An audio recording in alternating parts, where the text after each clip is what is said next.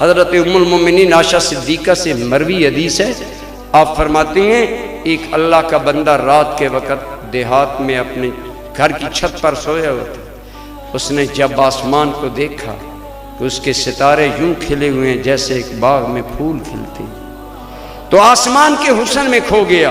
ستاروں کی چمک میں کھو گیا، ان کی دمک میں ڈوب کر بے ساختہ کہتا ہے ستاروں تمہارا کوئی بنانے والا ہے، آسمان تیرا کوئی بنانے والا ہے، اور منہ سے نکلا انہیں بنانے والے مجھے بخش دے، یہی قرآن میں نا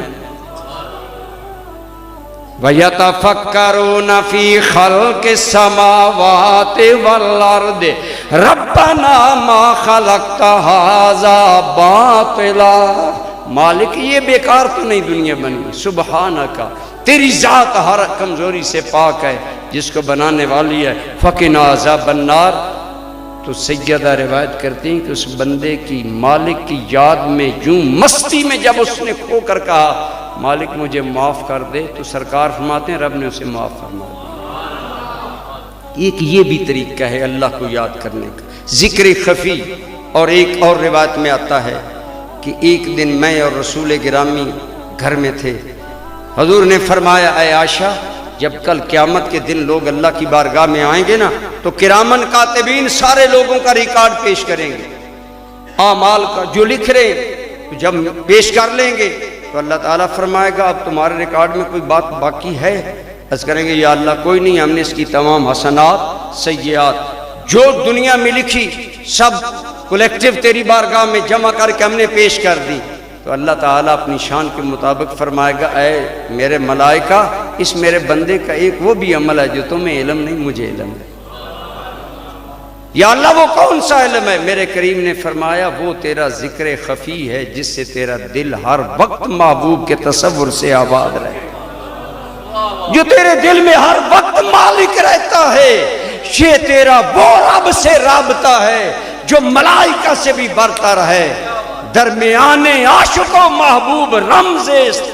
کہ جبریل ہم خبر نیست۔ عجیب معاملہ محبت ہے بندے اور رب کا، فرشتوں کو بھی نہیں پتا۔ ایک روایت میں آتا ہے اللہ کریم فرماتے ہیں اے میرے ملائکہ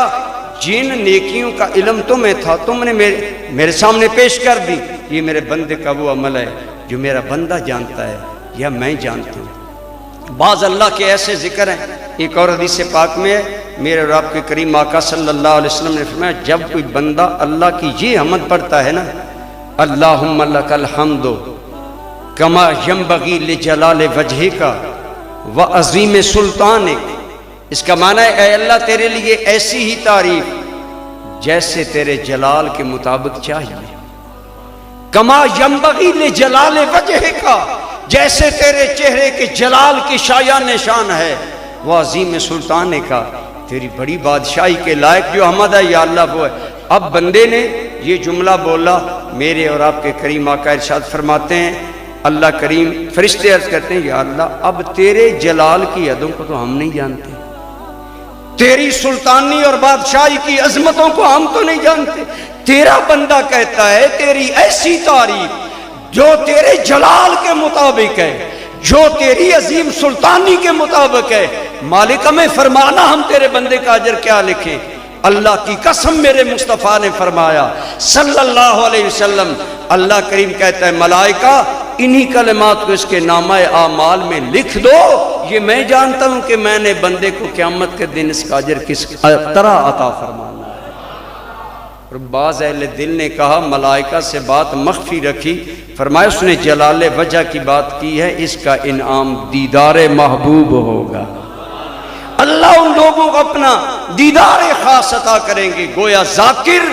گناہوں کی معافی ملتی ہے، مال و دنیا میں برکتیں ملتی ہیں، اللہ کی قسم ذاکر کی دنیا بھی بابرکت ہوتی ہے، ذکر کرنے والے کے معاملات خود بخود سنورتے رہتے ہیں، سدھرتے رہتے ہیں، اسے اللہ کی بارگاہ میں قرب بھی ملتا ہے اور آخری مقام سے دیدار بھی ملے گا۔ تو آئیے دوستو اللہ کریم کو اپنی یاد میں ذکر میں رونا کتنا پسند ہے کہ اپنے جوار قرب میں جگہ عطا فرمائے گا۔ ہم یہی دعا کرتے ہیں الہی کرم فرما ہم پر، ہمارا شغل ہو راتوں کو رونا یاد دل بھر میں، مالک کرم فرما، ہمیں عطا فرما، ہمارا شغل ہو راتوں کو رونا یاد دل بر میں،